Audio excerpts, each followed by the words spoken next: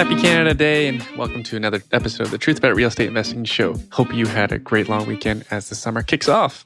Are your summer barbecues like mine? We had a bunch of friends and family over both Sunday and Monday, and the conversation was about the Leafs, the Raptors, and of course real estate. But it wasn't initiated by me this time. It seems more and more people are looking to real estate because it's becoming a popular asset class. Tell me if it's different in your house. Anyways, note these are friends and families, so they're not from my real estate world. But what surprised me is how bullish everyone is and how they're thinking the worst is past us. The worst being the spring of 2017, the correction largely in the Ontario market was kicked off by the Housing Fairness Plan. Call it the Housing Fairness Plan correction. Anyways, so people that came to our barbecue in our home, they feel that the worst is past us, and they're all looking to increase their real estate. So either where they live. So for example, my one cousin is considering buying a townhouse, upgrading from a condo apartment and into a townhouse. And several other relatives of mine have done the same thing, bought a house in Toronto, upgrading from a condo in Toronto. And several other folks are considering investing. For example, the second cousin that that bought a house, upgrading from a condo, they're keeping their condo in order to rent it out. They actually, in case this helps anyone, they rented out their 1+1. So it's one bathroom, one bedroom, plus den. They rented it out, including parking, for $2,600. That's a lot of money. $2,600, and this is King West. So this is west of Spadina in Toronto. In case you're interested in nerding out like I am on real estate stuff. Anyways, I'm hoping they're all right in their decision making. My wife and I were converting one really ugly property and making it renovated and trying to make it nice.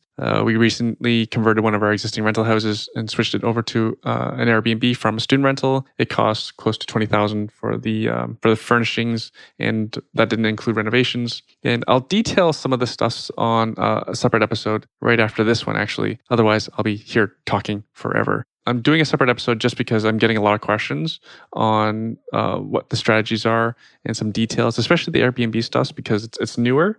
And because it's a new strategy, a lot of people have questions around automation and they're concerned about how much time it takes, stuff like that. So Truth About Real Estate Investing, I'll share what's going on for our Airbnb as I'm recording this on July 2nd, and we've completed one full month of Airbnb. Anyways, on a sad note, I'm a child of Chinese immigrants from Hong Kong. So Hong Kong is going through some civil unrest. It's a special administrative region. Hong Kong is like between the size of Toronto GTA and Chicago, about 7 million folks. Anyways, they're undergoing some civil unrest back home, and it's been the worst from my recollection.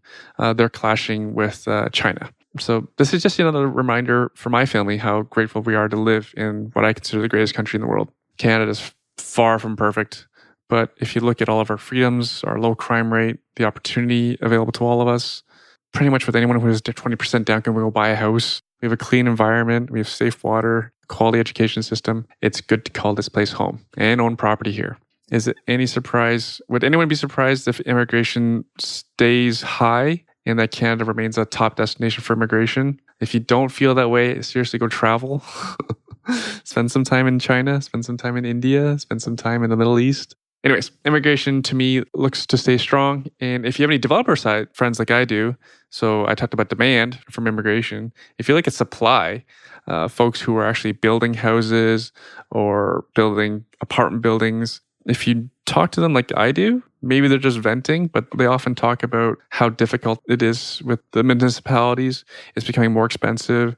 They're becoming more restrictive. Labor costs and material costs are going up. So what do you think happens? When the cost of goods go up in building a home, you can expect upward pressure on housing prices. So that's where I think things are going. I could be wrong. But anyways, owning property or more appropriately, positive cash flowing income properties, whichever you prefer, Airbnb, basement suite homes, apartment buildings, developing land, student rentals, it's all great and area dependent. For the wealth hacker, I can't recommend it enough that you learn about each strategy at least a little bit so that you're aware of them and you know when to implement them. For example, if someone I know, a young gentleman, he recently switched his student rentals to an Airbnb, and then now he switched them back because he found Airbnb, the service levels required for Airbnb, it proved to be too much and not worth the trouble in comparison to a student rental. Again, this is largely area dependent, and also it's up to the individual which you prefer. If you prefer student rental or Airbnb, and then if you prefer student rental, it really depends on which market you're renting and which student body you're renting to. Anyways, I think it's a great idea to have at least have all of these tools in your toolbox. Wealth hacking update on my part, I am committed to learn how to sell stock options. I've ignored my friend Omar Khan for too long, who's been encouraging me to learn and implement the strategy he's used for over 10 years to earn himself a significant amount of money. But understand, when I tell people about stock options, they automatically think it's complicated, it's high risk. But understand, the way Omar teaches it is you only sell options on blue chip stocks that pay dividends. Now, I'm not recommending anything to anyone. I don't know how to do this, so I just want to share what I'm up to. And then I'll progress and I'll share with you folks on a separate episode from my interviews how it's going. So again, just trying to get this good information out there to share, and hopefully this works out and maybe folks can follow along doing the same thing and create another income stream for themselves. Anyways, this is not a get rich quick thing. And Omar is going to show me how he's already showed over 50 of his friends. 50 of his friends are already practicing the same strategy that Omar teaches, including my electrician. Omar and I share the same electrician. Adriano is his name. And he rewired the upstairs of my house that I'm currently Airbnb-ing. It's my property. And he's made over 6 figures in the last 18 months using this little known strategy. There are books on this subject. For example, Get Rich with Options by Lee Lowell. Again, this Get Rich with Options by Lee Lowell. This will be in the show notes, folks, in case you need to look this up. But again, if you're looking to master a subject, you're going to need to do some hands-on training, learning, and preferably ongoing coaching from an expert. So don't take it from me. You can try this out on your own, or you can follow along with my journey. Anyways, Omar is our keynote speaker at the next iWin members meeting as a warm-up for the biggest stage at iWin's Wealth Hacker Conference on November 9th, for which you can get your tickets at wealthhacker.ca. For an explanation of what's going on that day, this is an all-day event bringing together the greatest wealth hackers I know who have taken the shortest path to financial success. And that can be investing in real estate with other people's money for 100 plus properties, Airbnb, stock options with Omar, making money like the bank, how to start a small business from zero to grow it from 0 to 100,000, and then from 100,000 to $500,000. Everything I've learned on my entrepreneurial and investor journey. I've reached out to the best subject matter experts to teach all these things that I've learned, all the lessons I've learned in my own investing and business building, bringing you all my bests for one day, November 9th, including the most in-demand business trainer in the world, Grant Cardone, for one day in Toronto. The networking alone is worth the price of admission. For example, my friend Susan White did multiple joint venture real estate deals from people she met sitting next to at a VIP event in Toronto at a similar event. It was an event similar to the Wealth Hacker Conference that was the catalyst for myself back in 2008 to go from amateur to professional wealth hacker. Except on this day, I'm a bit wiser than back then. And my goal is to arm you with all the tools you need to take a shorter path and a faster path to financial freedom. Again, tickets at wealthhacker.ca. On to this week's show. For those with setting sights on bigger projects, Shane Melanson does exactly that. Shane started like many investors do with single-family homes. He did a few flips. Then he progressed to commercial real estate, including trailer parks, acres of trailers, developing industrial condos and retail plazas. That means taking like raw land and building very large stuff.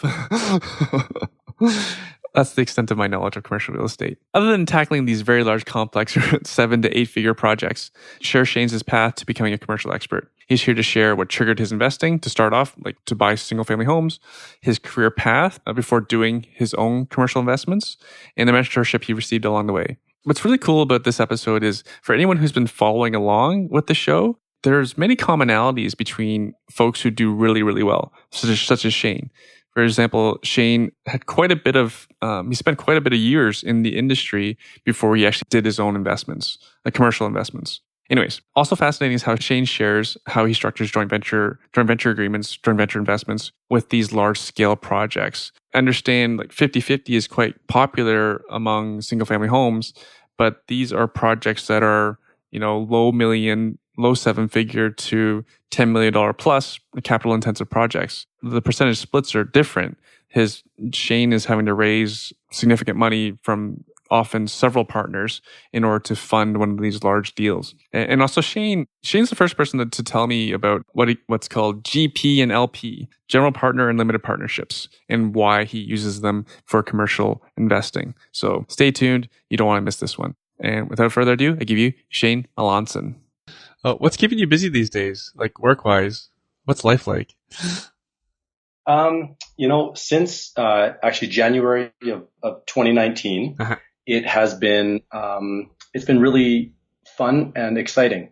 This is, I guess, in January I left the brokerage that I was working with, where I was kind of doing syndication work.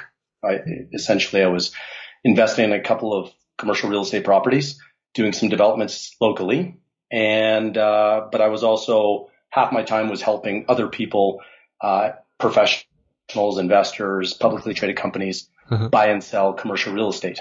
And I decided that I was getting busy enough, and was just prepared to start working from home. So I'm actually in my home office right now, and I'm working on a development right now in Southeast Calgary. We just closed out a larger 37,000 square foot industrial condo development, where essentially we built 3 industrial buildings, and no different than like an apartment building, we condoed the 24 bays, and we sold them off to end users. And that just closed in January of this year. Cool. Okay, so why I wanted to have you on the show, because it's actually I don't know that many commercial investors, and commercial means a lot of things. And if I'm gonna guess a lot of our listeners don't know what you just said. So, Sure. Yeah, so, can you give us some numbers? Like, what is 37,000 square feet? What does that go for? What is that? Yeah. Okay. Is that like $1 million? Yeah. Is that $10 million? Yeah. So this was the retail on it was about 10.7 million. And so what you'll notice in commercial real estate is investors will talk in kind of price per square foot. Yeah. Okay. And so on 37,000 square feet, kind of the numbers that we were selling at were anywhere from $300 to $325 per square foot. So that gives you kind of an idea of the scope, if you will, of that particular development. It was on 2.9 acres. It was right by the airport. It had great access and visibility. And it was about a 16-month project from start to finish. Wow. And then how much work is that involved? Like, did you have to renovate? Construction was, you mentioned you turned it into a condo. Is that a difficult process with the city? Okay, so this was actually where we bought zoned industrial land. So in Calgary, the zoning was I2, which is industrial. It's an old zoning, but essentially it was industrial zoned. And we went to an architect and had them design us on the site plan, which it was a rectangular site. And we got them to basically kind of sketch out and model what 3 buildings could look like, with parking and loading, visibility, sight lines, and lots of stuff that I'm not an expert in, but I'm more on the marketing and sales with some, and my focus was on raising the capital and securing that.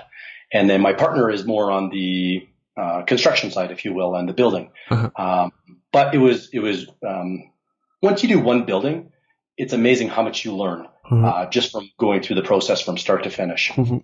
And but I wouldn't have wanted to do that on my own. So having this gentleman that I've done business with in the past, he kind of shepherded me through the city, dealing with officials and planners, and just like there's so many acronyms, as you know, in real estate, commercial real estate, and then you go to development.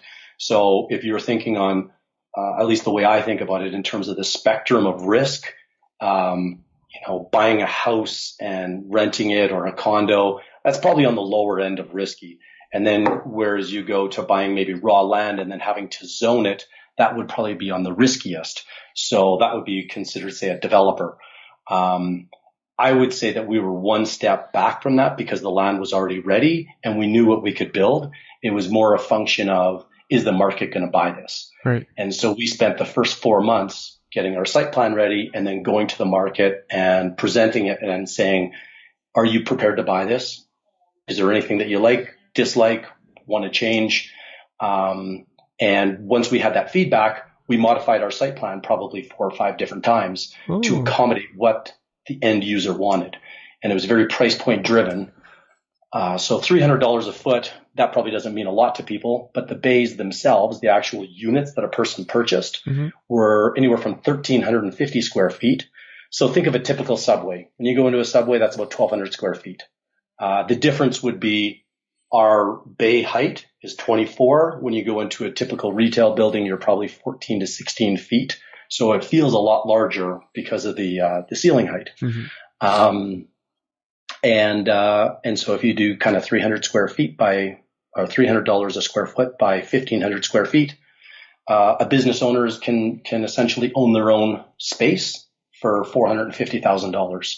And that was really the selling point that we emphasized to the market because there was nothing in Calgary at that time under 600,000 and certainly nothing new. So, yeah. Cool. This is interesting. I'm mostly from the residential world. So like when most builders, developers I know, I don't know if they do that like what you're doing. You went to the market to ask them what they wanted. Yeah, most folks I know, they just the strategy is we usually go look at Toronto condo showrooms and just copy them whatever designs they have. It is interesting because I know a lot of developers that will essentially say, well, here's what we're going to build. Yeah. And then they tell the agents or the realtors or leasing agents go out and sell it. I guess because I've studied marketing and sales for the past 15 years, and I know how difficult it can be as a broker to try to sell something that no one wants. Yeah. So, excuse me. And so I thought, if we've got the time and we negotiated that up front, why don't we hit the ground hard and market this and find out what it is that people want. And that's how I do all of my developments. And I call it stripping the risk out of the deal. And so what I mean by that is I've got a retail development right now, that I mentioned, which is 1.6 acres. So it's kind of hard to, a city block in Calgary would be an acre kind of, so people kind of have some perspective. And, in this particular case, we went out and we had, I want to say 3 months of due diligence, and we had to start spending money though. So that is one of the reasons that maybe some developers might shy away from it because they think that they're throwing money out the window to get site plans that maybe don't get used or renderings, because all of it, especially when you're dealing with architects and 3D renderings, it costs money. But we were able to secure an anchor tenant. In this case, it's a gas station and a QSR, which is a quick service restaurant. And so between the two of them, fast food. Yeah, fast food. Exactly. But just, I know there's I didn't know what the hell a QSR was either when I started. And so if I use some acronyms, just ask me what they mean. And if I know, I'll tell you. If I don't, then it's probably just, not that important. So got it. Yeah. So we went out, and with the gas station and the restaurant, we were able to get enough income to offset the other half acre or 0.8 of an acre that we can now take our time and lease up to other retail tenants. And you own this property? So we bought the land. Yeah. We construct the buildings, and then we find tenants that will lease them. So this would be different than the industrial condos where we actually built them, think of it like subdividing, but we put a strata title on it, and then we sold them to the end user. So now Shane is no longer involved. Right. In this case, with the gas station and the other retail, no different than if you bought an apartment building and you had excess land and you could put up a second apartment building, you would lease it out. Well, that's exactly what we're doing with this retail property. That's pretty cool. That's pretty wild stuff. It's, And then is your retail plaza fully tenanted now or on the way to being? no, so we're actually, I mean, as of today, um, we should be finding out whether or not we have our. This is a interesting term. It's a DSSP, and so in Calgary, that's your deep services. So all the pipes that come into the site, Yeah. like in order to take water away and whatnot, um, we are waiting for that from the city. So once we get that, our general contractor will start to build the first building. Uh-huh. On the second building, which we call kind of our phase two, Mhm. we have letters of interest or like offers to lease some of that space, but we're not fully leased up. Got it. And so we will not break ground or start construction on that second building until we have approximately 60% pre-leased. Oh, okay. And a function of that is just the bank won't lend us the construction financing to do that either. Oh, interesting. Wow. I'm trying. I have much more experience in residential. My Yeah. first thought is I really appreciate that I can just buy an existing house and just rent it out. Maybe I paint it. Maybe I replace some carpet, and I just put up a Kijiji and I rent it out. So this is not nearly as complicated as the stuff you're talking about. But you did start in simple residential, simple That's right. investments first, right? How long ago was Yeah. that? So it's funny. I was trying to think back. I believe the first residential house that I invested in. So I bought a townhouse in, I believe it was 2003 or 2004. And then, and before that, I was just living in a friend's basement suite. And there was kind of a inciting incident or something that kind of forced me to stop living in my buddy's basement, because at the time I was saving lots of money and I was doing quite well on paper, but I was dating a girl at the time, and she was 5 years older, had a nice fancy condo, was hanging out with people that were professionals and making lots of money, and I didn't realize it at the time, but I guess she was somewhat embarrassed of her boyfriend who was living in his buddy's basement suite. Right. So, long story short, right before Christmas, she breaks up with me, and I'm kind of devastated for a couple of months. And I kind of get pissed off and say, okay, that's it. I'm going to buy a house. So I go out and purchase my first place. I get a roommate, and I realize that this is kind of a good way, like all of a sudden, I'm able to leverage this real estate, and I've got a house, and I'm paying less than I was when I was renting. So I went out and bought another property. It was a fixer-upper in Northeast Calgary, and then I just kept on doing that. And I would either fix and flip, I would fix and hold. I started to build new homes, and I did that for 5 years, learning lots of lessons. But at the time, Calgary was in a real boom stage, right? So you didn't have to be that smart, frankly, to be an investor. And that helped me, I guess, because I really wasn't that smart. A lot of my friends thought I was smart, but it was just because I had the balls to actually pull the trigger and do it. Right. Do you still talk to that girlfriend? Have you ever talked to her since? Just curious. No. She's reached out. I think probably because she reached out to me on LinkedIn a little while back, because she saw what I was doing, and she felt bad, I guess, for the way things ended. But it doesn't really matter. That's wild. And then, at what point did you make the transition to commercial? So with commercial, I was working at the city of Calgary in urban planning. So I was kind of in the real estate world, if you will. God. And I had a buddy of mine who came and visited me. So I used to work lots of jobs. I would work in the bars. I'd work at a gym. I worked at the city. And so anyways, one of my buddies came in one night and he said, hey, we're looking for someone at Sun Life Financial to be in the commercial, to basically lend and do commercial debt.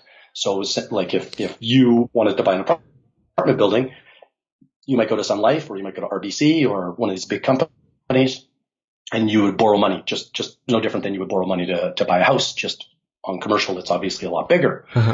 And I said, wow, this sounds super exciting and interesting. I said, but I don't know what the hell, like, I have no idea what you're talking about. And he said, well, look, you're my buddy and I'll teach you. So, fortunately, Rick and Brenda, the two, people that interviewed me, I think they liked me and my kind of, desire to learn the business. And I was offered the job and I essentially, like gave my 2 weeks at the city, went to, Sun Life, and it was unbelievable to say the least, where sure we had probably, excuse me, we had, some very big clients, pension funds and publicly traded companies that borrowed from us. But there was like a couple of individuals that, like one guy came from India and in probably 10 to 15 years created like 9-figure net worth. Another gentleman came from a small town here in Alberta and, I want to say he's anywhere from 300 to 500 million. And this doesn't happen overnight, but you see like just individuals that were able to create this tremendous wealth. And so that, obviously appealed to me. And I started to ask lots of questions and learn about it. And that was kind of my exposure to it. Now, I didn't start investing in commercial real estate because I still didn't understand how to buy it. But I was becoming more and more interested in it. And then in 2000, probably about 3 years into Sun Life, I was at a golf tournament and I met I met a girl. She's now my wife. So that's kind of the short version of it. But her father was in commercial real estate and was quite well known here in Calgary.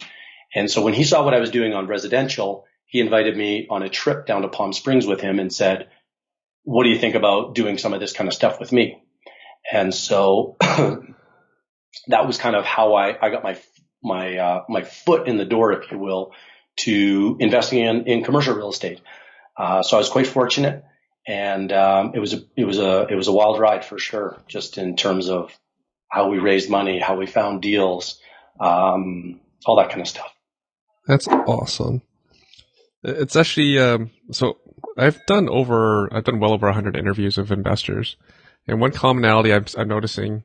We're going to have Gary McGowan on the show as well soon. Shout out to Gary McGowan.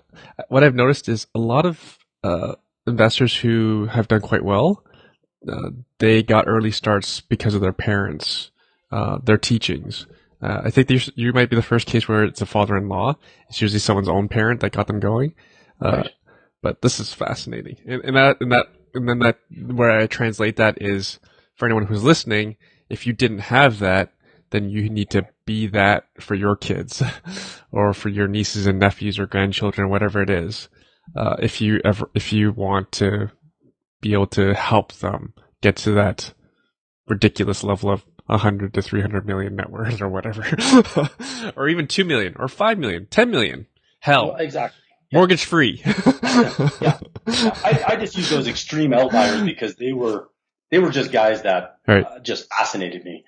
But yeah, no, you're absolutely right. I mean, I came from parents who were teachers, right? And so I didn't have any, like I grew up on budgeting and how to save money and be careful and scarcity and lack. And so the first kind of 5 years in grade 5 or 6, I had 2 paper routes and I just thought I'll just work hard and make lots of money. That's how I thought I would get ahead. Yeah. And I did, I continue to work hard, but I can tell you that, the guys that seem to have the most, I don't want to say they don't work hard, but they're certainly not working as hard as I see a lot of, individuals out there. And yet they're able to create a lot more wealth because they're smart on how they make their money work for them. And, obviously Robert Kiyosaki was a guy that I paid attention to when I was younger, along with a few other, kind of key people. And it was just that realization that if you could, get your money, and then I got really good at using other people's money, to get into these larger deals that had the scale, that I could, accelerate my way and scale up. Because even when I was doing residential real estate, the challenge I found is I replaced one job with another. So sure, when I'm 25 and I don't have 3 kids, I can work on weekends and evenings and fix houses and, add value, or I can hire contractors. But there was just a lot of work that I found that was, that involved. So I looked for ways that I could do 2 deals a year and essentially replace all the income that I was earning from my career at Sun Life, and then any money that I was earning finding and flipping homes. Are you still doing any residential stuffs? No, I don't do any residential. Okay. But what's funny is, this weekend when we were all, or I guess just a few days ago when we all got together and we're talking,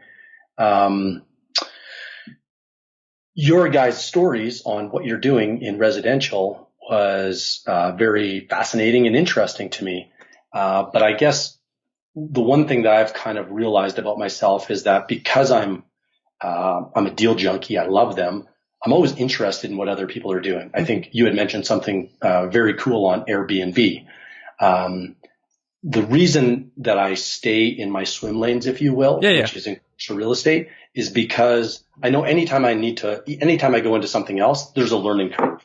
And because I've taken the time to learn what it is that I do, and I know how I create value and make money there, that's where I stay. And right. No, it's not to say that I'm not tempted to go off and do something different. Oh, that's awful. I'm trying to figure my way into. I'm looking over my shoulder to see if my wife's listening. I want to start learning and doing more option trading.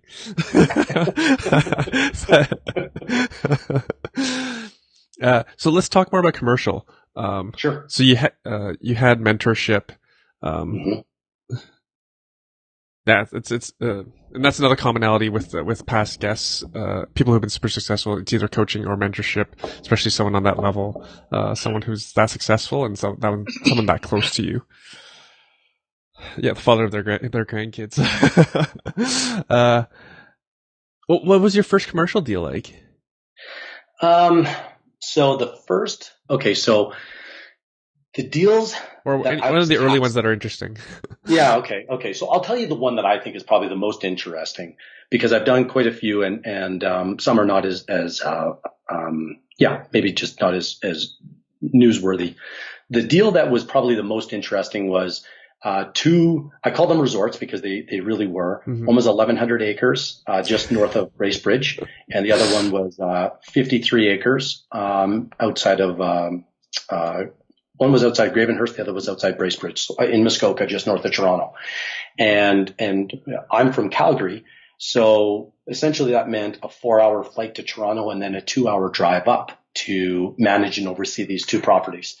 And it started off, right from the day that we closed on those properties, it started off where I thought, I don't know if we're allowed to swear or not, but go ahead.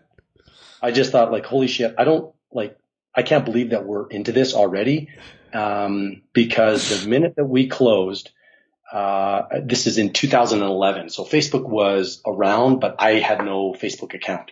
I was sitting in our office in Calgary, and my buddy happened to be on one of the Facebook groups of the resorts that we had closed.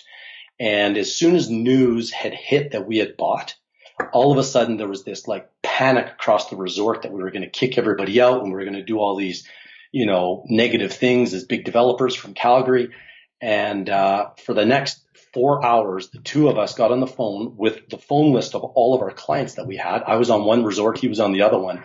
And we basically had to get on the phone and talk to all these our clients and make sure that they knew that our intention was to enhance the resorts and properties, not eliminate them, you know what I mean, and convert them into high-rise condos or something. So, up there, yeah, right.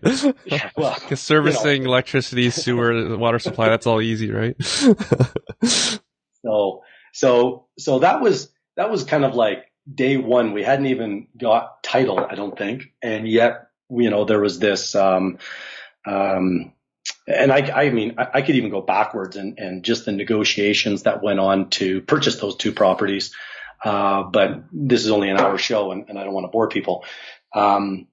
Once we got into the deals, we realized a few things. We had underestimated, unfortunately, how much it would cost to service a site. We were about 1/3 what we thought it would cost. And so we needed to start pumping a lot more money into these deals, which meant I had to go back to my original investors and ask for more money. And if you can imagine, before Christmas, this is some of the stuff that, excuse me, this is some of the stuff that I don't think many investors like talking about, because it's not sexy, right? But it's the truth of what happens when a deal doesn't go the way you want it to. Mm-hmm. So we needed to go out and raise, I think it was about 1.9 million right before Christmas. And my father-in-law basically said, sorry, this is the cash call. 1.9 million. Oh, shit. So you can imagine, we had numerous investors, but that was Shane picking up the phone and basically going out and knocking on doors and to raise that money. So we were able to raise enough money to keep the development going. But it was, how do I put it? It was very stressful. There was a lot of sleepless nights. There was a lot of doubt that kind of crept in. But my father-in-law, he was insistent that the deal would not fail. And he said, Shane, there's no way that this is going to fail. We just need to keep working at it. And that's what we did. So we just kept on, making sales, developing new sites, and doing everything we could to continue to add value, in which we did, because we took the resorts from 8.5 million, and in 2014 we sold them for 17. But it wasn't a straight line, and and it was a real. There was a lot of lessons that were learned. Mm-hmm. Lessons learned on partners, lessons learned on raising money, on development, on sales and marketing. So hence, probably one of the biggest things I took away from there was I don't ever accept when someone says, well, the market's hot and they'll buy it, because that's what I was told when we bought these two resorts, that we could just take out newspaper ads and sell them. You could take newspaper ads out and get a lot of people up there, but when someone has to take out their pen and sign on the dotted line and write a check for $100,000, that's a much different story. And so it took us about 18 months to perfect that. And I mean, we did a documentary. We were on news stations in Toronto. I think we were spending about $250,000 to $300,000 a year on marketing. Mm-hmm. And we actually hired a sales team out of Toronto, where a few of them stayed on with us, and it worked out. So it is kind of a good story. Right. However, it was a crazy roller coaster for sure. But that sales and marketing strategy was not in the original plan or budget. Not to that extent. Right. Yeah, we had budgeted. I don't know the numbers right now. I'm going to say it was like, let's say $100,000 a year. So we had to 3x that. The one thing I probably didn't mention was our pro forma had anticipated only pushing the rental income that we had up by about 50 to 100%, where we were in actuality able to kind of go 3 to 4x what the rents were. And so that's really where the value is created. So even though our expenses were off, our revenue was also off. So kind of a rule of thumb that I always use on a development is expect it to cost twice as much and take twice as long. And if the numbers still work, then you can make the deal happen. Sorry, one more time. Twice as long, cost twice as much? Yes. Just as a kind of a worst case? A worst case, yeah. If your deal can still pencil out, if you think it takes 1 year and it takes 2 years, and you think it's going to cost you, right. Yeah. Yeah, it feels like my conference that I'm planning. Yeah, well, there you go. Yeah. Budgets everywhere, doubling. Some of them are 10xing. So you mentioned you did the sales and marketing. So I think this is a really interesting topic, and this is probably an area that many people struggle with, and I don't think many people can even conceptualize what the amounts that you're having to raise for these current projects, and also they're much more complicated than most people are or have probably ever been exposed to. I would actually ask people to raise their hands, but I can't see anyone. How many people have been pitched a retail plaza a project before? Right. So how does that process go? Actually, Right. start with where are you finding capital partners? Okay. So the way I find capital partners today is probably a lot different than when I started, right? Because now I have a track record, and frankly, I have a lot of people that call me and say, Shane, I'd like to invest with you. Or let's say I've got a group of 25 investors, and if I need to do a bigger deal, I can go to those guys and say, hey, do you have friends or family that would be interested and are kind of similar to you? So that's how I do it today. But when I started, it was very much like, who are the people closest to me? Like, who are my friends, my family that have money, that are interested? And candidly, with my father-in-law as someone that was quite well respected and known, he accelerated my ability to go out and raise capital. Right. I learned from him, and he opened up a lot of the networks and doors. But when I went off on my own and I was kind of, kicked out of the nest in 2013, I had to continue to nurture those relationships. And without him in the picture anymore, some of the investors said, you know what, like, I invest with Andy, not, and I'll kind of watch and see what you do, Shane. So you go out and do a couple deals on your own and then come back to me. And that's what I had to do. And so it was more of a challenge when I first kind of started raising capital for my own investments. But now that people have seen a track record, like I said, it's much easier. So that's, does that kind of answer your question in terms of how to, I can get in more detail. I just have so many questions around it. Yeah, no, I'm happy to, So, okay, hang on. So say you're talking to me and you think I have $1 million, which I don't, of capital, and you want to pitch me something. What is your pitch to me? Let's start with an elevator pitch. So what I would do is I'd probably say, hey, Erwin, I might even start with a text or an email and just say, hey, I'm looking at a property right now or a project. I think it's pretty interesting. Do you have like 15, 20 minutes to grab a coffee? Okay. If you're interested, hey, perfect. Right? Because I always want to sit down with you. I wouldn't want to pitch over the phone or anything like that. Some of my guys they live far away, so either I'll travel to them or it will be on the phone. But generally speaking, it is face to face, and we sit down and we have a coffee and we just kind of talk for 10 minutes, about whatever, their dogs, their family. And then when the time is right, then I say, look, if you want, appreciate you taking the time, and here's the opportunity right now, right? I don't take a full pitch deck with me. A pitch deck is kind of the presentation that I would show an investor. That might be 20 pages long, but I only want to get a sense as to whether or not they are interested. And I never ask someone to make a decision in that first meeting because I don't want any pressure on them, or you in this case, right? So if you and I were sitting down having a coffee, I'd say, hey, here's this deal, right? It's 1.6 acres. We're going to do a gas bar. We're going to do another 10,000 square feet over here. Here's kind of the assumptions that I've made. Here's best case scenario. Here's worst case scenario, right? And so I tell them, and I said, here's where I think it's going to shake out, and here's kind of the returns that I think you're going to get. So on this deal, I don't want to say it's confusing, but I would say, okay, we're going to build it in 2 phases. And once phase 2 is built, we're going to refinance. We're going to pull out all of our money. So you put in $100, I'm going to give you $100 back, Erwin. And on a go-forward basis, you're going to get another $10 every year. So if your money was still in the deal, you would be getting a 10% cash-on-cash return. But because you got all your money back, you're actually getting kind of an infinite return.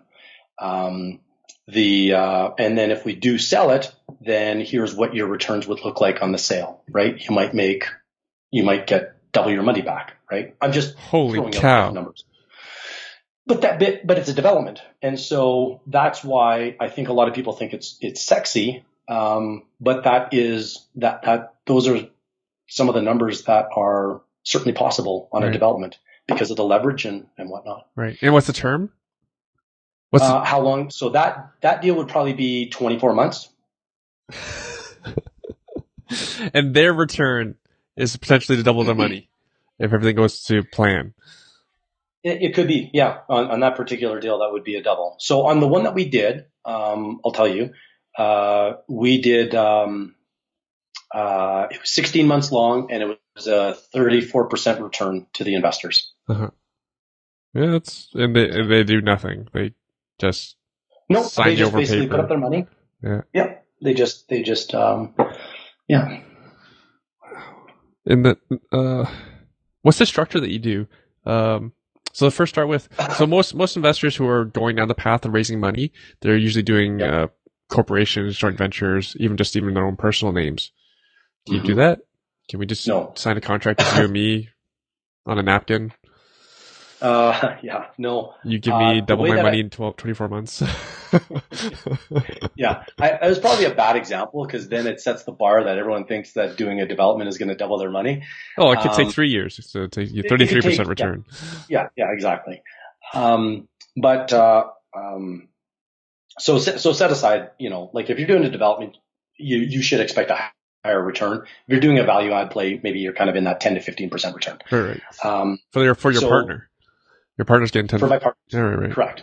Yeah. As for me being the general partner, I'm going to be doubling my money for sure, because of the fees that I earn and obviously the amount of energy I put into a deal. Mm-hmm. But you asked me about the structure. The structure is fairly simple. It's a GPLP, so general partner and a limited partner.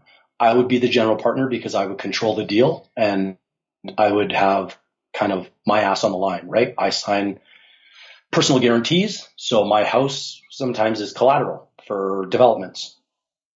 So is my personal net worth, and the bank knows everything about me. Or when you come into one of my deals, for example, you put up your 50,000 or 100,000, and that is the money that you have at risk. You're not exposed in any other way. And I don't understand, or I'm not going to pretend to understand the share structures and whatnot, but highly successful people like that approach because they do not want to have to show personal net worth. They don't want to be exposed to anything else aside from the money they're putting into that deal. Right. So it's a GPLP. I will pay a preferred return, so it can range anywhere from maybe 6 to 10%.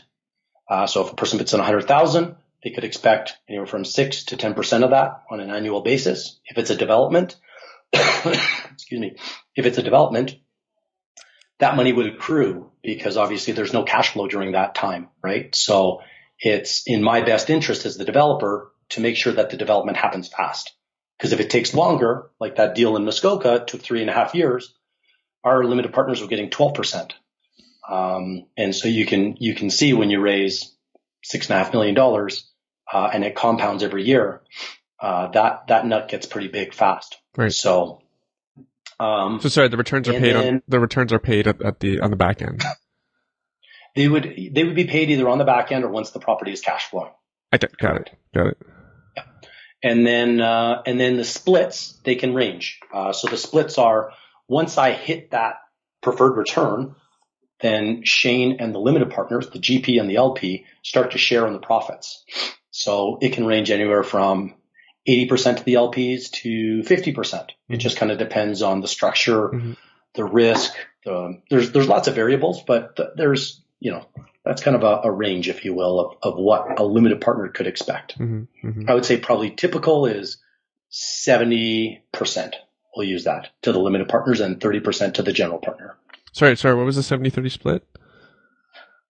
That would be the profits after the preferred return. Okay. Does that make sense? I imagine the limited partners like to hear that they get 70%. Yeah. So so we use a kind of a quick example. Let's say there's $10 of profits. Mm-hmm. And if it's a 70-30 split, the limited partners would get the first $7 okay, so let's say it's a 6% preferred return, and then it's a 70-30 split. So the first $6 of the 10 goes to the limited partners. Now there's $4 left over, and the $4 gets split 70% to the limited partners, so let's call it $3, and then the general partner would get $1. So the limited partners would get 9 out of $10 in that scenario. Mm-hmm. Fascinating. Yeah. I can see why you don't have much trouble selling these things. And then how many partners? Well, sorry, go ahead. Yeah, no, I was just going to say that you're right. The way that I am able to raise money so easily, I think, is because I treat my investors so well, because speed is critical. And so being able to raise money and do deals is kind of, it separates me from other maybe syndicators or guys that are out trying to raise money and trying to keep most of it for themselves. So that's just a philosophy I have. Your second question, how many investors do I have?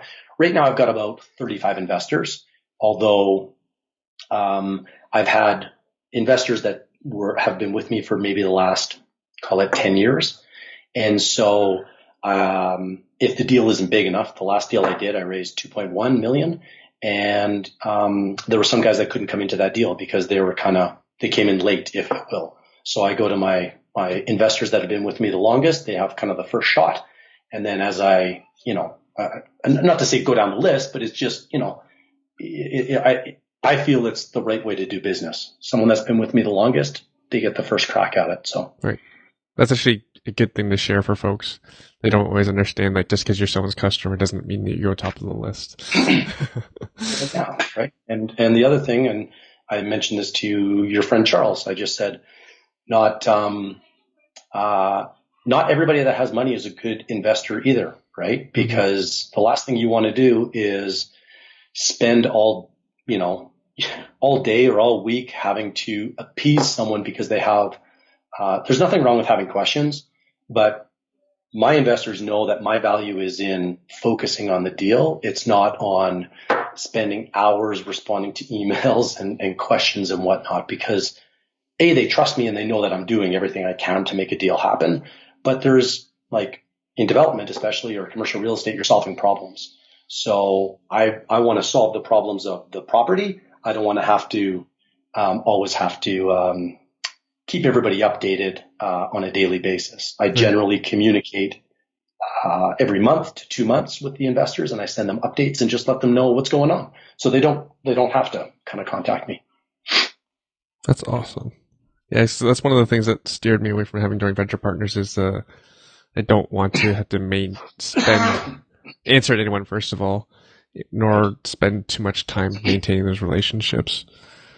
Now this is a question I have in my own head.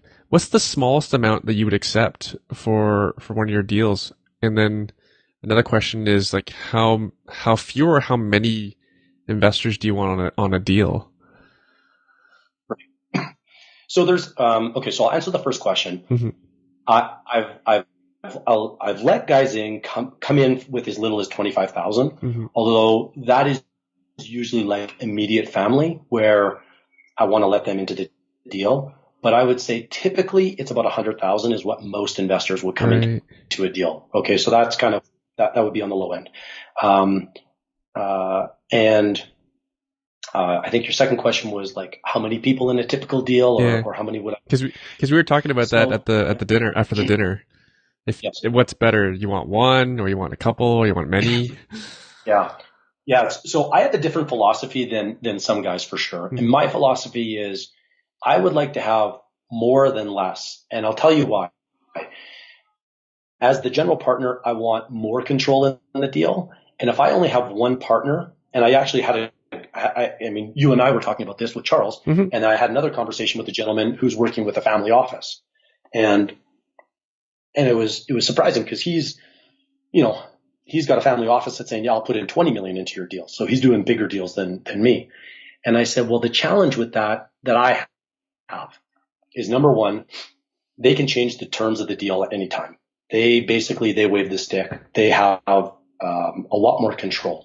I've seen situations where Um, I hope this example doesn't get too complicated, but let's say a deal is you have 30 days due diligence and then you have 30 days to close, okay, on a commercial property. If you've got one investor and they say, Shane, I'm in the deal, count me in, you and I were going to do this. You set it up the way you want. I remove conditions, so I've got my own money up. So let's say on a typical deal, I might have $200,000 of money at risk. 2 weeks before we go to close the deal, the investor comes and says, you know what, Shane, I don't really like the way this deal is structured.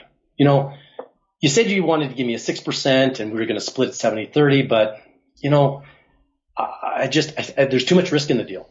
Or I just want to do the deal myself. And they know that I don't have the capital to close on this. So I'm like in a corner, and this may sound like a far-fetched concept or idea, but I've seen it happen, not to me, but to other guys, where they get squeezed out of a deal. Because especially one of the hardest things to do is find a really good deal. So when you find that deal, you control it, and you're ready to close. If the people you're dealing with feel that, well, you found the deal, I'll give you a couple $100,000, you go away. But there might be $5 million of profit in that deal. And so if you've only got one investor, I just don't like having someone tell me how that deal is going to come out versus having 20 guys. Yeah. If one guy comes to me and says, I don't like that deal, that's okay. I can replace you with someone else. So I don't mean to sound so cynical, but it's just, it can happen. It's easy for a party of one to organize a mutiny versus like 3, 4, 10, 20. Yeah, exactly. Fascinating. And actually, I think that's a great lesson for folks. Again, the show is called Truth About Real Estate Investing. You know, the privacy. People will do not so nice things in the pursuit of money. So folks keep, you know, be private about your specific deals you're working on. Like Shane said, you know, someone could, or you've heard of people, or you've seen it happen where deals were taken out from under people. Yeah, like I've seen it happen too.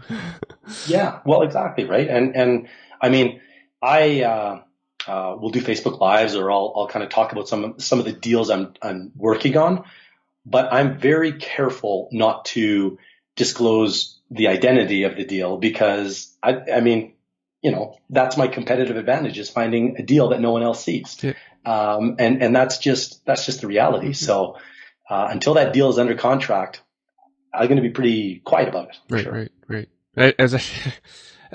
I always only told the story. An investor pitched a deal at someone's meeting in front of like 30, 50 investors or whatever. And that person disclosed the address. And then the meeting organizers went and bought the property. No kidding. Yeah, the meeting organizers, the host of the group and the speaker. That's just what I heard. And I've only heard the story from one side, and the people that were not, I haven't heard from both parties. Anyways, folks, you know, keep some privacy. Don't give all the information away that someone could go and do the deal behind your back. Absolutely. So Shane, you wrote a book. Good for you. Yes. These things are not easy. They are not. And I had been trying to write a book for a long time. Oh yeah. If you saw my documents tab, you'd be like, you got lots of content, but where's your book, Shane? All right. Well, I've actually written 2 books, so I don't know which one you want to talk about, but I'm happy to talk about either one. Your latest one. What's that about? Yeah. Okay. Yeah. So, so the one that I wrote, with Ryan Fletcher. Mm-hmm. Is that the one you're talking about? Sure. Yeah. So, so that was, how do I describe it? It was essentially a 90-day immersion of where 5 days a week I would write on Facebook, and it wasn't random. It was very specific to mind, body, business, and relationships. And so there would be a topic, and there would be kind of a video that I would watch, and then I would think about, okay, what story can I tell that would demonstrate or kind of illustrate that example that I want to get across. And I got to say, Erwin, when I started that, I thought, this won't be that difficult, right? And was wondering why Ryan spent so much time on engineering my mind. I'm like, okay, let's just get into this. I just want to write, like, enough of this fluffy stuff, if you will, right? The mindset. Like, I do a lot of personal development. Before I hit send on my first Facebook, I sat there for like 20 minutes and I was thinking, there's like 500 people that are going to, or whatever the number was, that are going to read this. And there was some pretty, like, I was somewhat open, and I thought, boy, like, I'm exposing myself here, and I really don't know if I feel comfortable sharing this. And so finally I just hit send, and I just closed my computer, and I'm like, I just walked away. I'm like, I don't want to look at it. I don't want to think about it. Like, hopefully nobody even looks at this, right? Like, who the hell even goes on Facebook? Wait, this is on your Facebook now? Yeah. People can go on my Facebook. They can read all of this, all of my Facebook. Like, I've edited it. I actually had my dad help me with it. But your dad or your father-in-law? No, my dad. Okay. No, my dad. Yeah. No, my father-in-law, he's a pretty busy guy. Not that my dad isn't busy, but my dad, he's a retired teacher, so this is perfect for him. And so I basically, over the next 90 days, continued to tell my stories, and more people on Facebook would make comments, and it was shocking. The more vulnerable I was, the more I think people trusted me, the more people reached out to me, and not even just on real estate. Like, a lot of my friends would talk to me about personal matters that they were dealing with. And it was a really kind of cool experience to be able to deliver messages. Frankly, I don't want to get into the details because it is somewhat private, but there's some people in my life that were going through some very difficult times. And I knew that, and I knew they read Facebook. And so I would tell stories about myself that I could then help them in some of those stories. And it was a way to influence someone, but not be direct, if that makes sense. And I have to say, like, I thought that these stories would take me 20, 30 minutes to write. Sometimes I would spend 3 hours because I really wanted to make them impactful, and because you're publishing it, you don't want it to be crap, right? I mean, because people are going to read that. And what was crazy is I said 500. I think I started off with, say, 350 people, and now I don't know how many are on my Facebook. But I never went out to people to bring them into my to my page, but it just grew naturally, and so it was really cool. So then once all those posts were done, let's say I had 75 posts, I cut it down to 40, maybe 45, and I just organized them into, like I said, these different categories.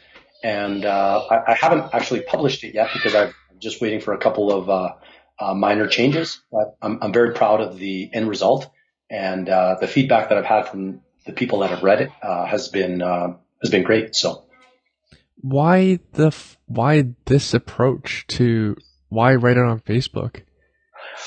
That's so fascinating. I haven't heard this before. Well, so here's I didn't come up with that, right? And I can tell you that had I just wrote those on a Word document, I would not have learned nearly as much. And it was just getting that feedback and finding out what resonated with people and what didn't. And so what made it into the book was all of the stuff that people commented on most. Like, I would get 30, 40, 50 comments on some of these posts, which to me was a tremendous amount because I wasn't used to this. And so I thought, okay, like that's what resonates with people. And so I was getting that kind of feedback. And so writing the book was one thing, but who I became out of that was another. Because what happens is, if I put out there, I'll talk about body or maybe my relationships, right? Like, I'm not present with my kids, and I know that I've been a horrible dad over the last little while. Like, I would kind of talk about stuff like that. Well, all of a sudden now, when I've got a choice to be on my iPad and listen to a podcast or be with my kids and my wife, I'm thinking to myself, like I'm going to be a friggin' hypocrite if I don't start to live in alignment with what I said is important to me. Because if I really say my family is most important, then I got to start to demonstrate that in real life. Because my wife was reading these posts too, right? And so, I was struggling with my weight, right? I mean, I work out, but to me, I wanted to drop kind of 5 to 8 pounds. And a big part of it was my diet. Right. And so, but hang on, Shane, you actually lost a lot more before that already. Yeah. Oh, yeah. I mean, like you've I used to be a lot bigger. I used to be, how big? And then what are you now? Let's give some credit for what you've done. Well, at the height, I was probably 240, but that was a little while back. Holy Hannah. I weigh 197 right now. So I run a lot, and the reason I think I'm sick is because I just did a triathlon where I was swimming in really cold water, and I think it just kind of took its toll on me. But that's crazy. Yeah. All right, sorry, continue on. Yeah, so I guess the really cool thing about just kind of putting yourself out there a little bit, and then being intentional in terms of the type of stories that I wanted to share with people and who Shane had to become. I mean, it helped me to make some really big decisions in my life. One of them being that I left a good partnership that I had, and I was making very good money. But for me, I wanted to be kind of living the life that was on my terms. And when you've got a partner and they dictate, at least to some degree, where you're spending your time and your energy, that just didn't jive with me anymore. And so I made the conscious decision to kind of break off and pursue my own thing. And since then, it's just been unbelievable. The types of relationships and the people I've met, and the opportunities that have opened up to me. But you don't see that back in December, right? Prior to making that commitment and that big change. However, all those posts, they kind of, you could see them if you followed the chain, the things that were on my mind and resonating. And I wasn't even really fully aware of it until kind of November. And then in December, I made the kind of statement that there was going to be a big change. And I didn't say what the change was because I didn't want word to get out until I'd actually officially made it. But by doing that, like when you make a public commitment, probably for you even, right, with your big event, right? As soon as you make that kind of a commitment publicly, like you can't turn back, you can't fail. And so that was really what I'm very careful now what I make commitments on because I know that I've got to be true to my word. So. When did you start writing? I'm scrolling through your Facebook right now. I want to start at the beginning. I don't want to start at the end. Yeah. So go to probably August. I want to say August 24th, and on my personal page, not on my business page. But if you go to around August 24th, there might have been one or two posts prior to that. You could certainly go and check out some of those early posts. Do you want more followers? If you can share if you want to share your personal Facebook. Yeah, I don't mind if people want to go there. I don't even know what it is. Is it just Shane Melanson or? Yeah, Shane Melanson 544. Do you know what the 544 is? Is there 544 of Shanes out there? No. It's when I set up my first, I think Hotmail or Gmail account, I couldn't get the name that I wanted, so I just started putting in different numbers. So it's just a random number, means nothing. Yeah, no, it's not my lucky number or anything. Cool. Okay, I'm back. Yeah, all right. Wow, you wrote a lot. This is fascinating. I've never heard this strategy before. We're over time, but I want to give a shout out to Ryan Fletcher because that is weird. Because your email, for the listener's benefit, when Shane was typing his email into my phone, his name was already popping up. I'm like, this is the first time we've met. What's going on here? So I finished the search of Shane's name in my phone, and you come up a bajillion times because you're a student of Ryan Fletcher. Ryan Fletcher is a very, very, very good marketing sales coach. And he's the one that was that got you on this 90-day challenge thing, if you want to call it that. So shout out to Ryan Fletcher. It's like a 90-day immersion. Yeah, where you just you fully commit. And and it really is like, it's not for the faint of heart, because I can tell you, it's easy to write one post, but to be committed and do it and do 70 of them, you would think that it would get easier. And there would be times where I would write it and I'm like, man, that is an awesome one. And then it's like, now I got to share this with people. Yeah. And that doubt, doesn't, you just build the muscle to be able to deal with it. Yeah. I guess that's the only way to put it. Wow. This is tough. I kill. Yeah. This will be interesting to read. Okay. Shane, Melanson, MEL. I'll have this all in the show notes, folks. truthaboutrealestateinvesting.ca, I think. It could be .com. Don't fault me. Shane, Melanson, 544. Again, I'll have links and everything in the show notes, folks. And, if anyone wants to follow up with you, how do they do so? Oh, you have a podcast. Is it out? It's already out. It is out. Yeah. So the podcast is The Investing Advantage. And, probably the easiest way for people to go is check me out is just my website. And it's my name, ShaneMelanson.com, MELANSON. You can kind of check out all my social profiles and stuff like that there. Awesome. Shane, thanks so much for doing this. This is awesome. I may have to have you back talking more about commercial and more about raising money, because it's not an easy subject for folks, but you kind of do it professionally and for yourself. So those are probably... I'd be happy to. Yeah, awesome. Thanks so much. Yeah, thank you. Hey.